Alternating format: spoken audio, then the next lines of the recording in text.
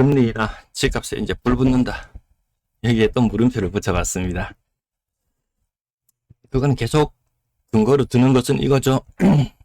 대출 총량 규제 40조를 푸니, 정책자금 민간에서 45조를 푸니.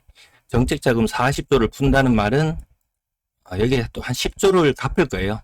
정책자금은 한 30조 정도 풀릴 것이고, 순증하는 규모로 보면 한 30조 정도.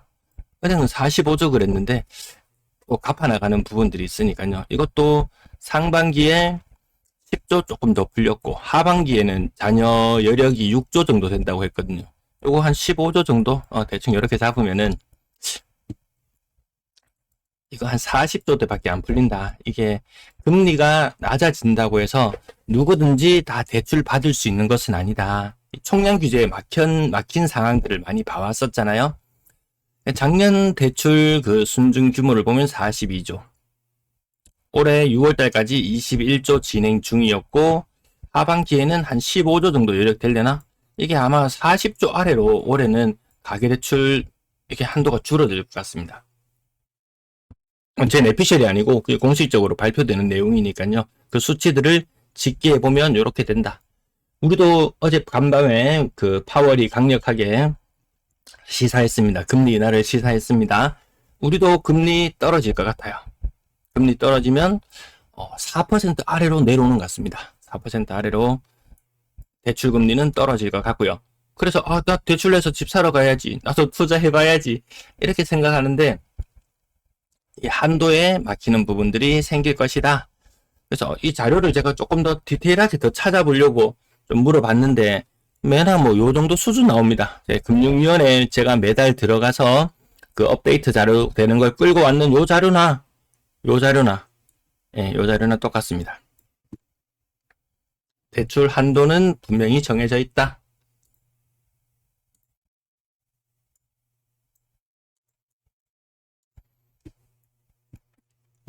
그 정책 자금이 늘어나는 부분이 월간 한 2조 정도 됩니다. 월간 2조 정도 됩니다.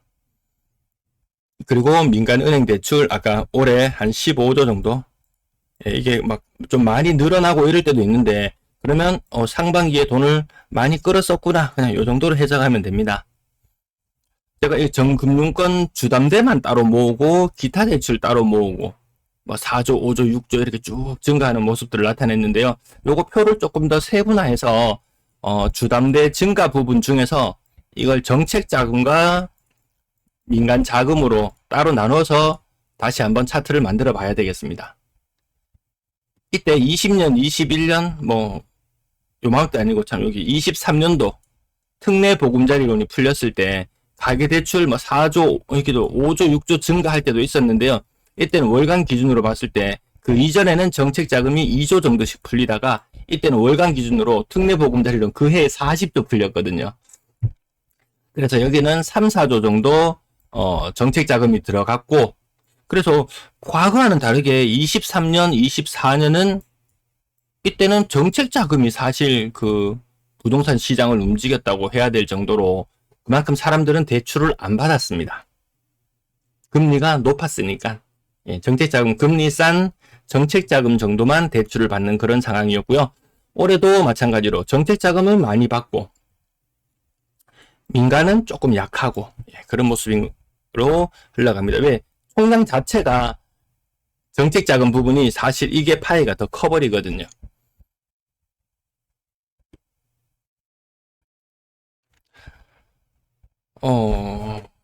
네, 문용님 반갑습니다. 어서오세요.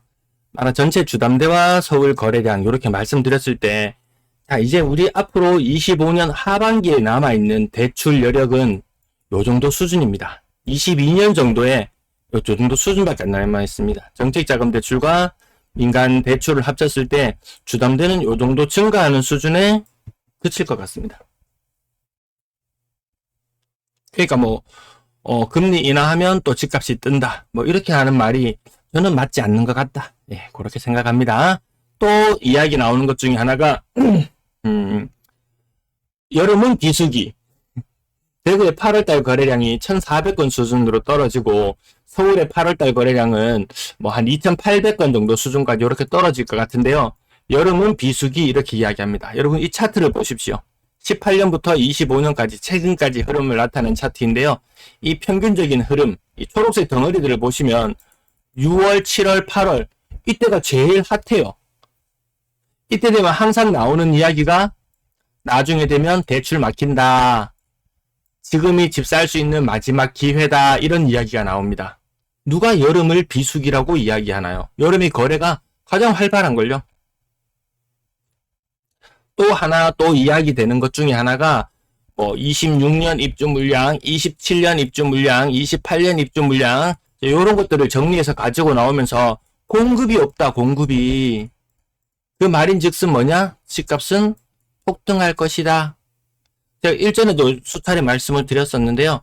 공급이 멈춘다? 누군가는 기존에 살고 있던 집을 팔고 또 새로운 집에 들어가고 이런 과정들이 계속 일어나줘야지 거래량이 늘어나는데 공급이 없다? 이동할 이유가 없다? 나는 멈춰 산다? 옆집도 멈춰 산다? 그 옆집도 멈춰 산다? 오히려 거래가 더 위축될 그런 가능성도 열어두고 생각해야 될 것 같습니다. 근래에 전세 물량이 줄어들었을 때 나타나는 현상, 갱신해서 눌러 산다든지 아니면 뾰족한 수가 없으면은 월세로 간다든지 전체적으로 이동이 많이 줄어들어 버렸거든요. 이 전세 시장의 움직임이 이 매매 시장 움직임의 미리 예고편이 아닐까, 이런 생각도 해봅니다. 자, 서울의 거래량 2,600건. 자, 요 수치, 새로운 흐름으로 해서 좀 나타냈습니다. 과거에는 이맘때쯤 되면은 서울에는 32%, 이제 3분의 1 정도 거래됐구나, 이런 느낌이었는데요. 지금은 이 시기가 되니까 절반 정도 거래되는 느낌입니다. 요게 대구가 과거에 요런 흐름이었습니다. 근데 서울이 이제 요런 숫자의 흐름으로 나타났고요. 그게 7월달 이후입니다. 6.27 대책이 나온 이후로 흐름이 확연히 달라졌음을 느낄 수 있습니다. 대구는 이맘때쯤 되면 거래가 60% 정도 지금 됐습니다. 한 6월달 정도만 해도 이 정도 거래 건수 나왔으면은 대구 이제 50% 정도 거래가 되었으니까 이번 달 최종 거래량은 어느 정도 나타날 것 같습니다. 이래 대충 윤곽이 나왔거든요. 지금 60%라고 보면 됩니다. 자, 요 표를 조금 더 세부적으로 조금 더 나타내봤습니다. 25년도 올해 4채 중에 한 채 문제다. 대구에 노후 아파트한테 된 아파트가 너무 많다. 4채 중에 한 채나 20년 이상, 30년 이상 된 아파트라니 문제구나, 문제야 라고 이야기했는데 2028년이 되면 33%, 3채 중에 한 채가 30년 이상이 됩니다. 대구의 인구는 2030년이 되면 220만 명인데요. 2040년, 이 장기 인구 추계에 따른 것인데 2040년이 되면 200만이 됩니다. 2040년이 되면 200명. 지금 235만 정도 되나요? 15년 후가 되면 10명 중에 1명은 없다. 10명 중에 1명은 없다. 와, 이거 진짜 심각한 문제 아니겠습니까? 2050년이 되면 이것도 너무 먼 미래이긴 하지만 대구 인구가 180만 명 수준. 이때 되면 부산 인구가 250만 명 정도 수준까지 떨어진다고 하니까요. 부산은 인구 500만도 바라봤던 도시인데 나라가 이렇게 많이 쇠퇴하고 있는 그런 느낌이 듭니다. 2035년이 되면 두 채 중에 한 채가 30년 이상, 4채 중에 한 채도 지금 골머리가 아픈데 2035년이 되면 이 고층 아파트에 노후화되어 있다. 이 저층 아파트들 재건축되기 전에 그런 모습들 보셨죠? 막 외벽이 갈라지고 안 고치잖아요.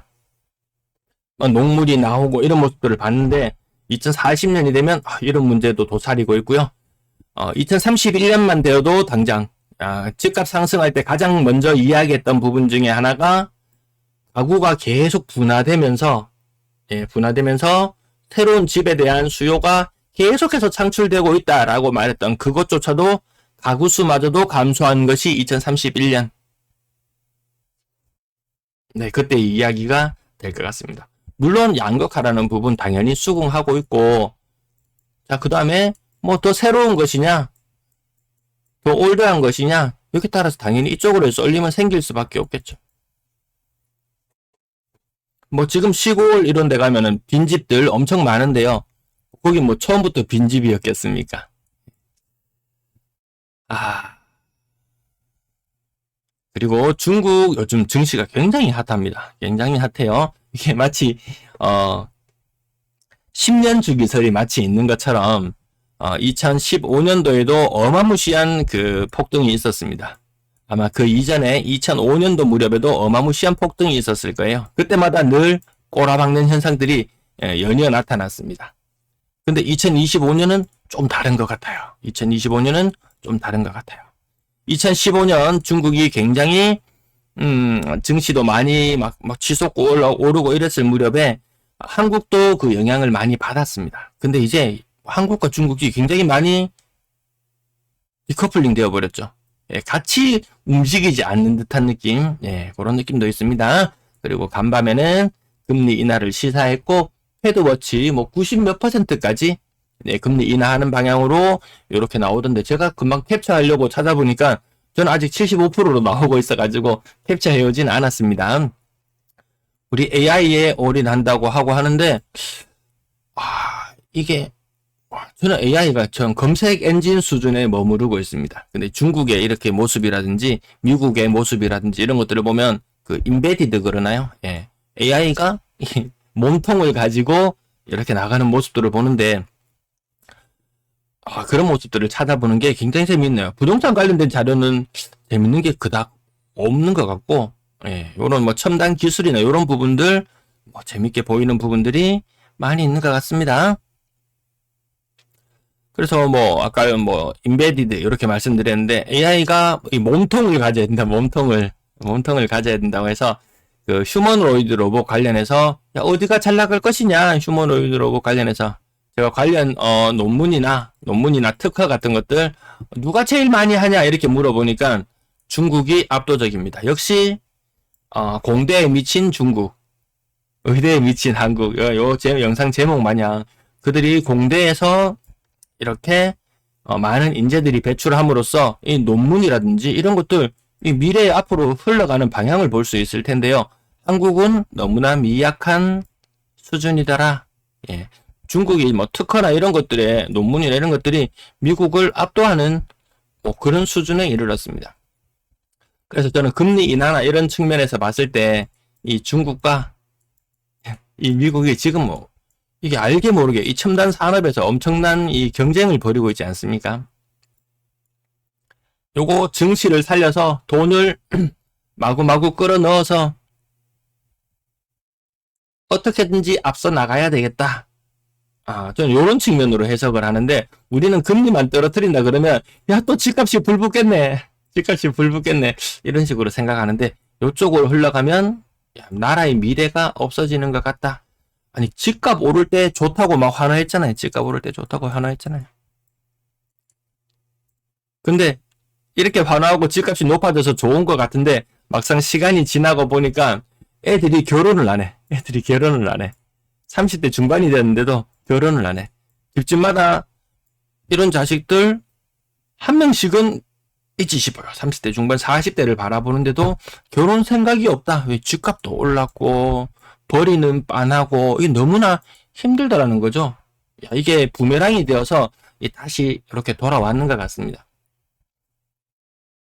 물론 또 능력이 되면 뭐 집이 두 채, 세 채 가지고 있고 이래갖고 한 채씩 주고 하면 좋겠지만 집집마다 그런 여력이 되는 비중은 사실 그닥 안 됩니다. 2주택 이상을 차지하는 비중이 15% 정도잖아요. 2주택 이상이 나는 그래 한 채 나도 한 채 살고 한 채 주면 되지 하지만 2주택 이상이 보유하고 있는 비중이 대구에 15% 정도입니다. 그러면 15% 정도만 결혼한다는 말입니까? 그것도 아닐 테죠. 어쨌든 집값 오른 것의 역습. 지금 30대 중반이라고 해봐야 이때쯤 되면은 자녀가 그래도 집집마다 한 2자녀씩은 될 거예요. 2자녀씩은. 근데 지금 혼인율이나 이런 걸 봤을 때 한 절반도 결혼 못하고 있는 그런 실정이죠. 그러니까 당연히 집집마다 뭐 결혼 안 하고 캥거루족처럼 살고 있는 사람이 있을 수밖에 없는 것 같습니다. 한국의 로봇. 어제는 좀 올랐던 것 같은데요. 이게 테마주처럼 돌아서 이 연말부터 연초가 되면 한번 빵 떴다가 별거 없네 하고 또 점점 이렇게 계속 내리막을 걷다가 연말 연초가 되면 한번 빵 떴다가 뭐 이런 식의 흐름을 보여주는데요. 중국에 있는 로봇 기업들, 저는 여기에 지난번부터 넣는다고 말씀을 드렸는데요. 코덱스 차이나 휴머노이드 로봇, 요거 딱 정리를 한 다음에, 이게 ETF 상품이다 보니까, 얘가 어떤 종목들로 구성되어 있냐, 구성 종목을 확인해 볼 수 있습니다. 그러면 거기에 있는 애들이, 요렇게 제가 다 한 개씩 자료를 찾아가지고 요렇게 넣어놨어요. 한 20개 정도, 한 20개 정도 종목으로 이렇게 구성되어 있더라. 얘 근래 많이 올랐어요. 그래서 저는 이 증권주에는 넣어서 좀 까먹고 요쪽 ETF 쪽에 넣어서는 조금 남기고 그래서 뭐 저는 뭐 또이 하고 있는 상황. 요쪽 조금 벌었다가 뭐 그냥 고만고만한 상태로 지금 있고요. 시진핑이 불렀던 기업인 중국에 대해서 모르면 여기에 투자하면 된다라고 누군가가 이야기했습니다. 제가 한 번씩 말씀드렸던 유튜브 영상, 중국 관련 신용관 그 영상에 보면은, 그 사람들이 중국에 있는 기업인들을 불러가지고 올 2월 달인가요? 모여서 했었죠. 근데 이 이름이 막 기안신. 뭐 이렇게 돼 있어가지고 제가 이게 원래 이름이 나와 있으면 좋을 텐데, 원래 이름이 안 나와 있어가지고, 어쨌든 여기에 하면 된다. 뭐 이런 이야기도 있었고 저는 이쪽 부분에 지금 골고루 지금 나눠서 들어가고 있고 그리고 간밤에는 지난날에는 중국 반도체 쪽이 엄청나게 많이 상승했습니다. 엄청나게 많이 상승했어요.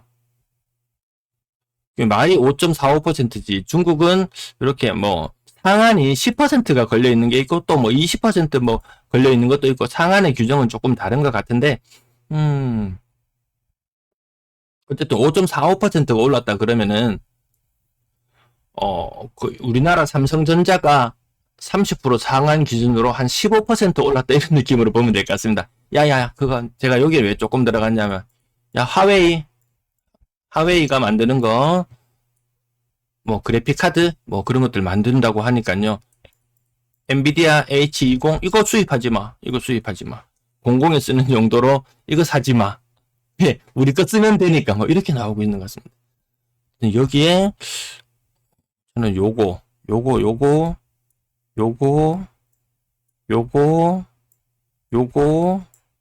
골고루 샀네요. 저는 골고루 샀네요. 주식 이야기는 관심 없으신가요? 어쨌든 이 첨단을 달리는 부분을 다들 대단하네. 와, 쟤들 기술력 무시무시하네. 저는 이렇게만 생각하고 있다가 방송 준비하고 이런 데 시간을 너무 많이 쏟고 하다 보니까 저 딴 쪽으로는 원래 더 관심이 많았는데 딴 쪽으로는 이제 좀 균형을 조금 찾으려고 부산 방송도 정리하고 목도 좀 아끼고 에너지도 좀 아끼고 네 그렇게 해서 다른 쪽으로도 조금 신경을 돌리고 있습니다. 간밤에 코인 시장도 불을 뿜었습니다. 금리 인하한다는 이야기에 비트코인이 한 5% 정도 올랐고 이더리움이 한 15% 올랐나? 무섭습니다. 또 그쪽 하는 사람은 또 그쪽 소식도 저는 하진 않지만 전해드리기는 합니다. 자 그리고 요거 영상 제작 제가 그거 다시 후원 멤버십도 다시 하고 했습니다. 요렇게 다시 개설했는데 지원해주신 분 10명의 전당 한 번씩 올리도록 하겠습니다. 네 감사합니다. 대구 기준으로 봤을 때도 여름은 비수기야 이렇게 이야기하는데요. 대구가 뜨거워지기 시작하고 했을 때는 이 여름이 결코 비수기는 아니더라. 전국적으로 여름까지가 그나마 상황이 낮고 그 이후로는 사실은 가을 겨울이 비수기죠. 가을 겨울이 비수기로 바뀌었습니다. 왜 그러냐 하면 당연히 정책 자금과 연결지어서 대출 막힌대. 대출이 막힙니다. 대출이 막히면 당연히 비수기로 접어드는 겁니다. 요 현상이 요 몇 년 동안 계속 반복되고 있다. 그것이 21년부터 대출 총량 이야기가 나오기 시작했던 21년부터 상고 거래량 측면에서 상고 하저 현상은 계속해서 일어나고 있습니다. 물론 그 이전에 대출 총량이나 이런 것들이 없었을 때 18년, 19년, 20년 보면 와, 가을, 겨울이 정말 뜨거웠습니다. 또 내년에 대한 기대감을 안고 또 막 사죠. 근데 이제 그 현상이 없어졌던 것이 요 최근 8개년의 흐름을 놓고 보더라도 요때 총량 규제가 없었던 시절과 총량 규제가 있었던 시절과 총량 규제가 없었던 시절과 총량 규제가 생겨난 시절로 이렇게 이분화되어서 나타나고 있는 것 같습니다. 그래서 또 금리가 인하하면 또 폭등할 거야 라고 이야기하는데 최근 흐름만 봐도 그럴 수 없다라는 것을 우리는 이해해야 될 것 같습니다. 뭐 여름은 비수기니까 가을 되면 오를 거야. 공급이 부족하니까 나중에 또 집값은 폭등할 거야. 이렇게 늘 사람들을 왜 이렇게 쪼아대는지 모르겠어요. 자기가 능력되고 돈 되면 다 알아서 사고 다 판단하고 할 거거든요. 이렇게 근데 그마저도 제가 영상이 불쏘시개로 사용할 만한 그런 재료가 될 만한 이 커뮤니티에 있는 글이라든지 이런 것들도 근래에는 너무 많이 줄어들었어요. 진짜 많이 방문객 수도 어마무시하게 줄어들었고 정말 관심이 별로 없는 것 같다. 그나마 좀 이렇게 뭐 벌이가 좀 괜찮고 좀 안정적인 소득을 얻는 분들은 그나마 아예 비싼 집을 가든지 중간층도 조금 얕아지는 것 같고 넓어지는 것 같고 그 징비롱님 제 영상에 자주 댓글 다시는 분이 대구 집값 확실히 싼 거 맞다. 그 다른 광역시에 같은 급지에 이렇게 비교를 해봐도 대구는 15% 정도 싼 것 같다. 이렇게 말씀을 하는 댓글이 있는데요. 부산과 견주어 보면 대구가 집값이 한 30% 정도 쌉니다. 그럼 부산 사람들이 소득이 엄청 높냐? 그것도 아니거든요.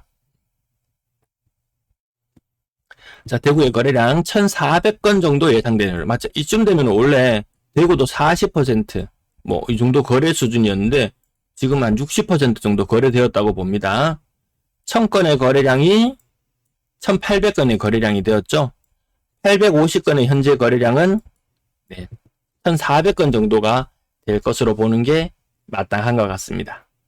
여기서 또 거래량 요 일별 흐름을 중요하게 살펴봐야 되는 것이 또 금리 인하한다는 이야기에 또 거래량이 얼마나 튈지 요 1일 거래가 신고되는 것 지금 화요일을 제외하고는 나머지는 거의 한 60건 정도 거래되고 있는 실정입니다. 이게 갑자기 70, 80, 90, 100 막 이런 식으로 나와준다면 야, 또 이게 뭐 불 붙네? 라고 확인할 수는 있을 거예요. 저는 상황은 예측은 그렇게 하지만 현재 일어나고 있는 일에 대해서는 현실 진단은 정확하게 하려고 노력을 합니다. 단순히 내피셜에 그치지는 않습니다. 건당 거래대금 3억 5천 수준으로 다시 내려와 있고요. 그럼 이때는 왜 이렇게 비싸게 많이 거래되냐? 비싼 집이 물론 6억 이상 아파트들이 많이 거래되기도 했지만 미분양되었던 물건들, 막 6억, 7억 하는 물건들이 막 거래되는 그런 현상도 있거든요. 물론 그것이 또 오를 것이라는 기대감 때문에 사는 부분들이니까 그 부분도 또 빠뜨릴 수는 없습니다. 6억 이상 거래량 현재 90건 정도, 현재 60% 거래가 진행되고 있으니까요. 요거 거래량 6억 이상 거래량 150건 정도, 그 정도 나타날 거라고 어제도 예측해 드렸고 지금도 비슷하게 그 정도 거래가 진행되고 있습니다. 자, 수성구 거래량 현재 140건, 요것도 한 250건 정도 거래 수준 나타난다고 했습니다. 많았을 때, 올해 뜨거웠을 때 뜨거웠던 여름, 그 비수기인 뜨거웠던 여름의 거래량이 수성구가 467건이었는데 지금 250건 수준으로 거의 뭐 한 거래량이 80% 90% 감소하네요. 거래 없는 게 거래 잘 되네요. 누군가가 이렇게 이야기한다면 그거는 순전히 뻥이더라. 실거래 가격 확인해 봅시다. 자, 주선 이버드 제니스 53평 17억 8천, 평당 3천만원 조금 넘는 모습이고요. 수성 골드클래스 센텀 40평이 저층이라서 7억 5천, 아마 고층으로 올라가게 되면 뭐 8억 5천까지도 가격이 나오겠네요. 수성 레이크 프로지오. 자, 신축. 두산동. 예. 7억 천. 이 분야가 굉장히 높았던 곳이죠. 예. 이것도 줍줍하고 들어갔던 그런 거 아닌가 모르겠습니다. 그런 거 맞지 싶은데. 6억 이상 거래량 오늘 답니다, 이게. 예, 고가 아파트 거래 다시 많이 줄어드는 모습을 볼 수 있고요. 월드 메르디앙 웨스턴 카운티 6억 3천. 고점 대비 30% 하락에 있는 상태. 중국 집값도 그래요. 30%. 예, 보통 괜찮은 도시들이 30% 정도 하락해 있는 상태에서 중국도 부동산을 부양할 생각이 없더라. 걔들도 증시를 띄우려고 하고 미국도 증시를 그 노후 자금하고 다 걸려 있으니까요. 증시를 띄우려고 하고 근래 중국의 흐름은 미국을 따라하는 것 같습니다. 미국을 따라하는 것 같아요. 야, 우리도 증시를 띄워가지고 그걸로 활성화를 해봐야 되겠다. 그렇게 나가고 있는 것 같습니다. 한국도 증시를 띄우려고 하는데 아니송합니다. 아니송해요. 어쨌든 산업이나 이런 측면에서 중국과의 경쟁에서 밀리고 이런 부분들까지도 현재 주가에는 다 반영되어 있다 그러는 것 같더라고요. 자, 동대구 비스타동원 5억 8,800. 월배 3정 5억 8천. 이게 지금 몇 년째 박스권입니까? 23년 여름부터 지금까지 4년, 5년, 꼬박 2년 동안 대다수의 아파트들은 이 박스권에 갇혀 있더라. 물론 그 이전에 이 반등은 22년 끝자락에서 23년 초반까지 그 반등의 시간들이 조금 있긴 했었습니다. 이런 모습들 보시면 그 반등의 시간 이후에는 그러네요. 자, 3층과 6층의 차이. 가격은 요 정도 차이 납니다. 이 편향상 대신 근래 들어서 거래 좀 있네요. 467세대에 5억 2천. 고점 대비 30%. 월성 협성 유폴에 고점 대비 30%. 25층이라서 조금 더 세고 아니면 4억 후반대 거래도 많이 일어납니다. 청라헬스자이 소형평형. 같은 급이죠. 같은 급.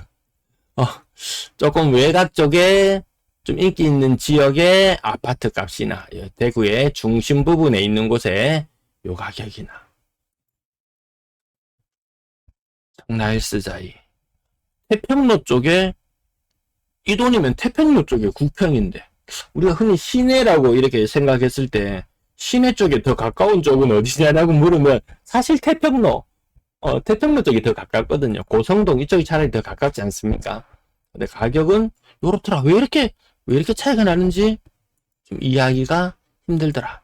막상 이 동네 가보면은 이 동네 대단해요 하고 이야기하기는 애매하거든요. 누군가가 익명 게시판에 글을 한 게 올린 걸 봤는데요. 이렇게 물었습니다. 어떤 사진을 하나 보여주고 여기 어느 동네예요? 라고 보여줬는데요.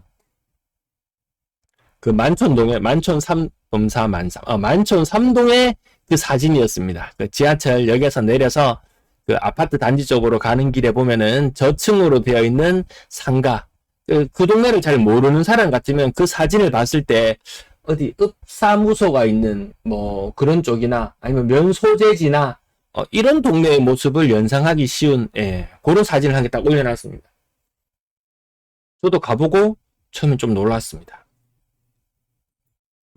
그리고 그 만삼 그 뒤쪽에 있는 그 골목의 그 유동 인구와 그 범어 사동 그 뒤쪽에 있는 그쪽의 유동 인구는 정말 너무나도 큰 차이가 났습니다.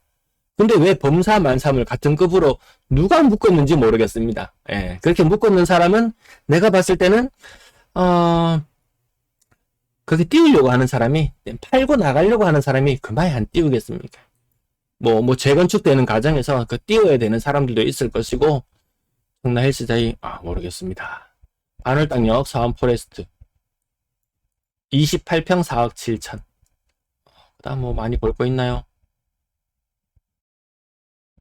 와, 그게 범물동이 제가 그 지하철역 조사하다 보면 그 과정에서 단일역 기준으로 역세권의 인구가 가장 많이 사는 곳이 이 범물동이었거든요.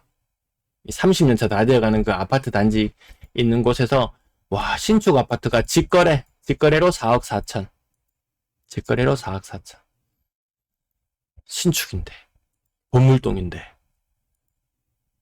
맨날 성서화 이야기하지만 사실 이 30년 이상 넘어가는 곳들은 성서화도 이미 진행되었고 뭐 법물화, 지산화, 뭐 시지화, 사람들이 말은 안 해서 그렇지.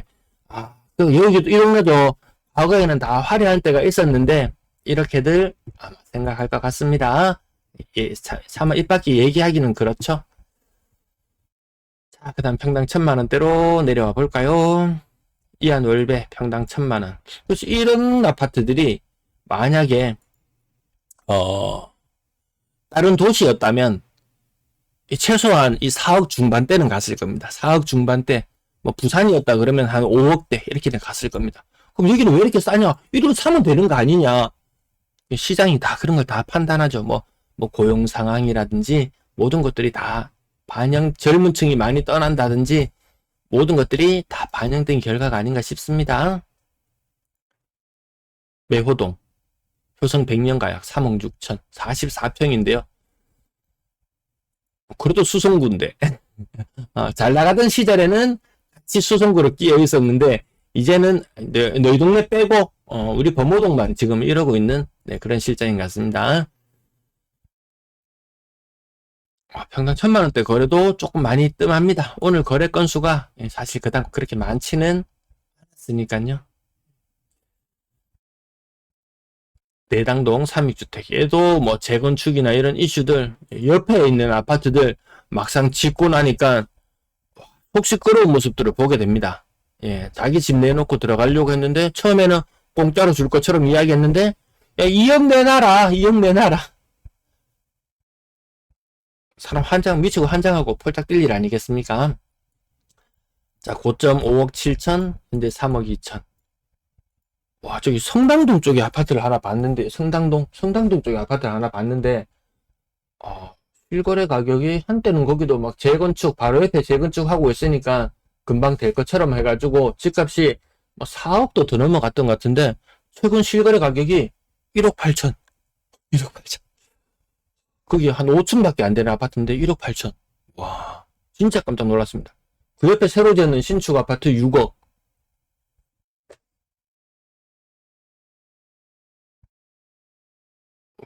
1억 8천. 그래서 그 가격을 보면서 야, 저 가격은 10년 전 가격? 아니 15년 전 가격으로 돌아간 것 같다. 15년 좀 심하고 한 13년 전 가격. 네, 그 정도로 돌아간 것 같은 그런 모습을 보고 적지 않은 충격을 받기도 했습니다.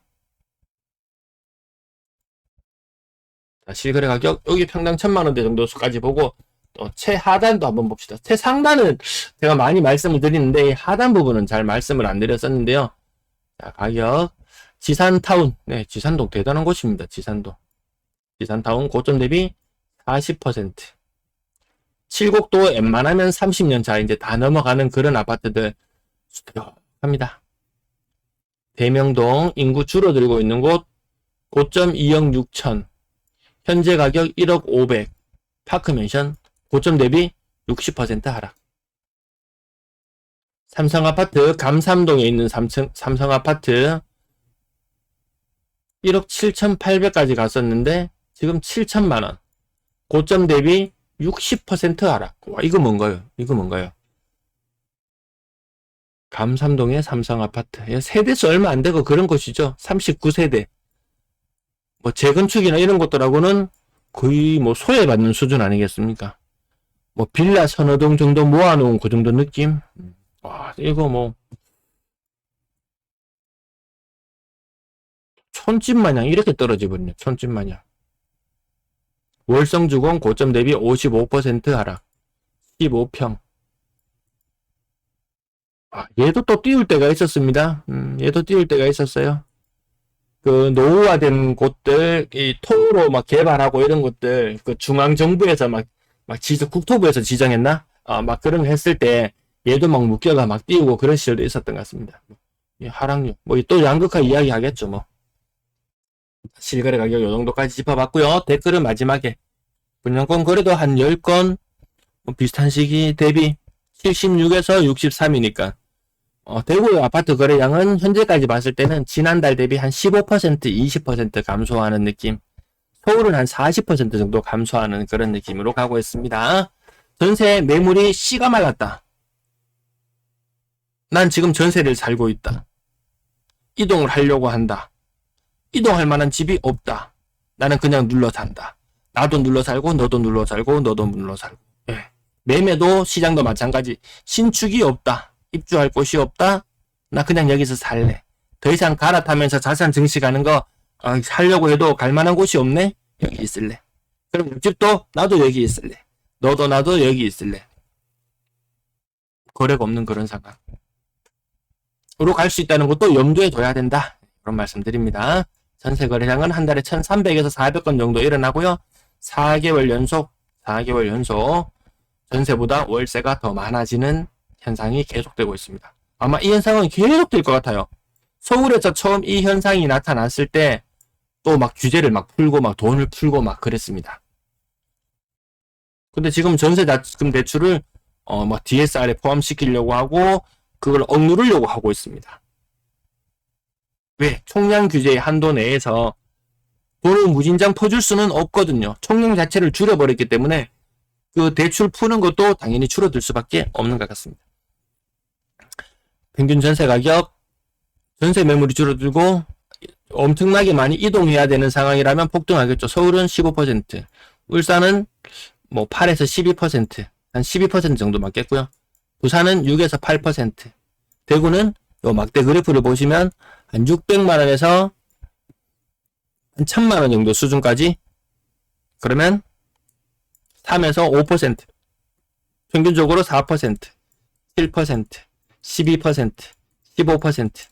예, 매매 가격이 조금 셌던 순서하고 또 똑같습니다. 예, 대구는 매매 가격이 그렇게 많이 오르지 않았기 때문에 최근 2년 동안 흐름을 봤을 때 그렇게 크게 오르지 않았었기 때문에 아까 떨어진 지역, 오른 지역 물론 다 상존하는 그런 상황이긴 합니다. 그 매매 가격이 엄청 올랐던 지역만이 전세 가격도 덩달아 좀 올랐지, 매매 가격이 크게 오르지 않은 지역에서는 전세 가격이 엄청난 상승은 없었습니다. 오늘 내용 여기까지 하고요. 채팅창 살펴보고 마치도록 할게요.